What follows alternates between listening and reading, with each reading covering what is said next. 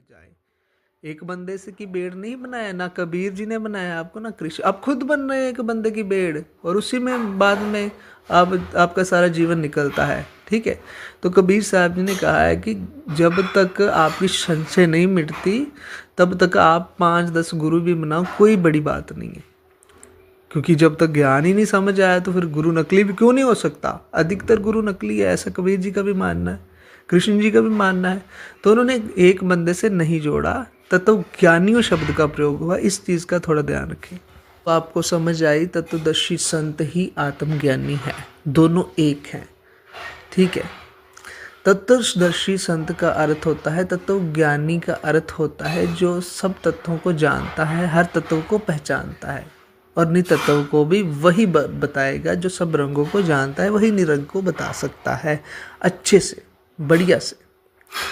तो दोस्तों ये तो बात होगी। आइए हम उनके जो उन्होंने एक और वाणी बताई थी उसके बारे में बात करते हैं। उन्होंने एक आत्मज्ञान की उत्पत्ति की हो, जूठन के सिरदार कृतम को करता कहे, पड़ गुणी बहलबार। तो दोस्तों जैसे कि आत्मज्ञान के बारे में हम बात करेंगे कि आत्मज्ञान की उत्पत्ति सबने की है। सब कह रहे हैं, सब कोई कह रहा है कि मुझे आत्मज्ञान हो चुका है, मुझे आत्मज्ञान हो चुका है, ऐसा सब कह रहे हैं। कोई कह रहा है मुझ पे कृपा कर दी, कोई कहता है स्वयं मुझे परमेश्वर मिल गए, कोई कहता है कोई परमात्मा करता है, सिर्फ मेरे पे कृपा की, मेरे इसके सिवा किसी पे नहीं की, सिर्फ मुझ पर तरंग भेज दी, जो दया कर दी। ऐसा तो सब कह रहे हैं क्योंकि वो पीछे लगाना चाहते हैं। इसलिए कबीर साहब कहते हैं कि यहाँ आत्मज्ञान उत्पत्ति की हो जूठन के सरदार। ये जूठों के सरदार है जो कह रहे हैं हमें आत्मज्ञान हो गया, आत्मज्ञान हो गया। आत्मज्ञान के गुण अपने आप दिखते हैं। आत्मज्ञानी के जो गुण है उसकी भूमिकाएं लिखी हुई है। वो भूमिकाएं क्यों नहीं कर पाते ये कबीर जी की तरह, कृष्ण जी की तरह? ये क्यों नहीं कर पाते? नहीं कर पाते क्योंकि इनको पता है कि ये सिर्फ मुंह से कहते हैं। ये कहते हैं हमें प्रकट हो गया, हमें प्रकट हो गया, लेकिन जो प्रकट हो गया तो सामने क्यों नहीं दिख रहा? मैं कहूँ आपसे कि धूप है, सूर्य उदय हो गया, सूर्य उदय हो गया, सूर्य उदय हो गया, तो वहाँ सूर्य तो अपने आप दिख जाएगा। कहने से क्या होता है? तो इन्होंने ये कहते हैं, अपने नाम लिखते हैं, लिख के बताते हैं हम इतने निराले हैं, ये है वो है, तो सब गलत है। ये कहते हैं जूठन के सिरदार। और कृत्रिम को कर्ता कहे, यानी कि किसी नकली, कृत्रिम का अर्थ होता है किसी नकली, डुप्लीकेट परमात्मा बना रखा है। इनका डुप्लीकेट आत्मज्ञान है, डुप्लीकेट इनकी धारणा है, डुप्लीकेट ज्ञान बनाते हैं। यानी कि संत तो सच्चा ज्ञान लिख कर गए हैं और ये डुप्लीकेट ज्ञान को ही कृत्रिम को कर्ता कहे, पड़ गुणी बलवार। जैसे एक इंसान होता है, वो क्या करता है, वो मार्केट में कोई सच्ची कंपनी होती है और दूसरा एक नकली बंदा क्या करता है, नकली वैसी ही चीज़ बताने की कोशिश या बनाने की कोशिश करता है नकली, और उसे मिलाकर देता है असली में। तो ऐसे ये होते हैं ये लबार, पढ़े गुणी। जितने भी अपने आप को जो ज्ञानी मानते, जो पढ़े लिखे बनते, वो इसी तरह होता है। पढ़े गुणी पढ़े गुणी यानी कि पढ़ लिख के, पढ़ के जे किताबें ऐसे काम करते हैं। इसका अर्थ ये आगे कहा गया है, अपने स्वरूप की जो कहे प्राप्ति होई, ऐसा ब्रह्म ये उपजा, सो जीव गया बिगोई। यहाँ भी बिल्कुल वही बात हो रही है जो मैं अभी ऊपर बोल के आया हूँ। जो कहता है मुझे अपने स्वरूप की, यही कहा क्या के गुमराह कर रहे हैं लोग। हमें अपने स्वरूप की प्राप्ति हो गई, हमें आत्मज्ञान हो गया, हमें ऐसा हो गया, हमें वो चीज़ मिल गई जो चीज़ किसी को नहीं मिली वो मुझे मिली है, जो कहीं ब्रह्मांड में किसी को नहीं मिली। एक समय पर एक ही आता है। तो यही बात है, उसमें भी उसका भी यही सार है, इस वाणी का भी, कि जो कहता कि अपने स्वरूप की जो कहे प्राप्ति हुई। क्योंकि आत्मज्ञान देखो जाना नहीं जाता। आत्मज्ञान का कोई भी बखान नहीं होता, उसका एक अनुभव है। वो किसी को क्या बताएगा, क्योंकि वो तो पता ही है सबको, ना उसका साइज पता है, ना उसका आकार पता है, ना उसका रंग रूप पता है। उसकी विशेषताएं जो है वो सदग्रंथों में लिख दी गई है। मेरे बोलने से या जयकाल के दूत से बोलने से कोई बदल नहीं जाएगा, वो लिखी पड़ी है। मेरे किसी और भी आत्मज्ञानी को ले लो, मैं एक को कह रहा हूँ तो सबको कह रहा हूँ। ये सब यही कह रहे हैं कि हमें आत्मज्ञान की उत्पत्ति होगी, हमने अपने स्वरूप को लिख लिया।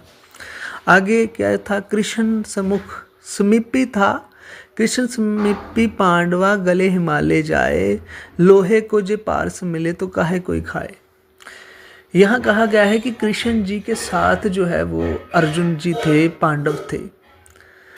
अगर कृष्ण जी ने, यहाँ क्या है, यहाँ आपको कहा गया है, चिताया जा रहा है कि जैसे जो लोग कृष्ण जी की मूर्ति पूजा केवल कर रहे हैं, वो अपने निज अनुभव को, निजी कर्म को नहीं पहचान रहे, वो ज्ञान को उपलब्ध नहीं हो रहे। जैसे उन्होंने ये भी कहा है, 3 गुणों की भक्ति में भूल बड़ो संसार। इसका अर्थ क्या है? इसका अर्थ ये है कि हमने अगर, जैसे मैं किसी को भी पूज लूँ, मैं किसी की भी भक्ति कर लूँ, किसी को भी पूज लूँ, लेकिन मैं खुद को नहीं समझ रहा, खुद की वासना को नहीं समझ रहा, खुद के काम को नहीं समझ रहा, खुद निज विचार मेरा, जो निज पर मेरे ध्यान होना चाहिए, वो नहीं हो पा रहा, मैं किसी की पूजा करके क्या करूँगा? यदि मैं खुद ही, मेरे अंदर अवगुण भरे हैं, जब मेरे अंदर ही जहर है, तो मैं बाहर जो है वो अमृत को पूज के क्या करूँगा? कोई फायदा नहीं इसका। तो यहाँ कहा गया है, गले हिमालय जाए कृष्ण समीपी पांडव, क्योंकि जब पांडवों को अपना सफ़र खुद करना पड़ा, कृष्ण जी ने अपना सफ़र अलग किया, पांडवों ने अपना सफ़र अलग किया, बेशक वो पास थे। जिस तरह कबीर जी के पास कमाल रहता था, तो हम कह सकते हैं कि कबीर के समीप था, जो पांडव जो थे, कमाल जो था वो कबीर जी के समीप था, करीब था, बिल्कुल करीब, साथ बैठता था, साथ वहाँ पास बैठ के खाना भी खाता था। लेकिन उस चीज़ का फ़ायदा कमाल को नहीं मिलेगा, क्योंकि कमाल का अपना सफ़र है। बुद्ध जी के साथ भी रहते होंगे बहुत, कृष्ण जी के साथ भी बहुत रहते हैं, लेकिन आपका सफ़र अपना अलग है, आपने अलग सफ़र करना है अपना, क्योंकि आपकी निज लाइफ है। सो जो आपकी निज लाइफ है उसको आपने खुद ही हैंडल करना पड़ेगा आपको। तो यहाँ जे कृष्ण, जो पांडव थे, उन्होंने अपना सफ़र हिमालय में खुद किया है, खुद स्वर्ग की यात्रा भी उन्होंने खुद की है। और उसके बाद अगर हम एक बात और नोट करें यहाँ कि कृष्ण जी ने कहा था तुझे पाप नहीं लगेगा। बहुत सारे संत ऐसा कहते हैं ना कि कृष्ण जी ने तो वादा किया था तुझे पाप नहीं लगेगा, लेकिन उससे दोबारा पाप लग गया। मैं ये पूछना उनसे भी चाहता हूँ कि कबीर साहब जी ने भी आशीर्वाद दिया था, जैसे वो शंख जो नहीं बजता था, कबीर साहब की कहानी में आता है, जहाँ कबीर सागर की कहानी में आता है कि वो कबीर साहब की कृपा, जहाँ सतपुरुष की कृपा द्वारा वो शंख बज गया था, 3 लोगों में उसकी गुंजार भी गई थी, और पांडव के उस यज्ञ से सारे पाप क्षमा हो गए थे। लेकिन फिर भी जब ये हो गया तो क्या कृष्ण जी और कबीर जी भी पाप ना क्षमा कर सके पांडवों के? दोनों मिलके, कबीर जी भी ना कर सके, कृष्ण जी भी ना कर सके, फिर भी पांडव को कहते हैं कि आप सच में पांडव नरक गए हैं? नहीं, बिल्कुल नहीं, पांडव नरक नहीं गए। पांडव जो है, जो वो पवित्र थे, वो बिल्कुल भी नरक नहीं गए। तो जब इंद्र ने जो लीला रची थी, लोग उस तक ही सीमित है। जैसे कि इंद्र ने ये युधिष्ठिर जी को ये दर्शाया था कि आपके भाई जो है वो नरक में है, ये कि इंद्र की लीला थी। तो कुछ पल तक युधिष्ठिर जी को नरक रुकना पड़ा था, कुछ पल। अब ऐसा क्यों? अगर कोई कहे, सवाल करे कि कबीर जी और कृष्ण जी से भी पाप ना क्षमा हुए, कबीर जी ने शंख बजाया, उसका क्या हुआ? उसकी कोई रिपोर्ट नहीं आई। कबीर जी भी गलत हैं या कृष्ण जी भी गलत है, कहते थे युद्ध कर तुझे पाप नहीं लगेगा, तो ऐसी बात नहीं है। जैसे कोई, अब मैं नीचे का उदाहरण देकर आपको बताता हूँ। जैसे कोई इंसान मजबूर कर रहा है, उसको इतना मजबूर कर रहा है कि उससे कहता है कि घर पर भी कब्जा करने की वो सोच रहा है, ऐसा करने की वो सोच रहा है। तो अब उसे जहाँ तो वो घर छोड़ के भाग जाए, क्योंकि जो कब्जा करने आ रहे हैं उसको कब्जा दे दे, या फिर अगर वो वहाँ से भागेगा तो उसे कोई कहीं नहीं रहने देगा।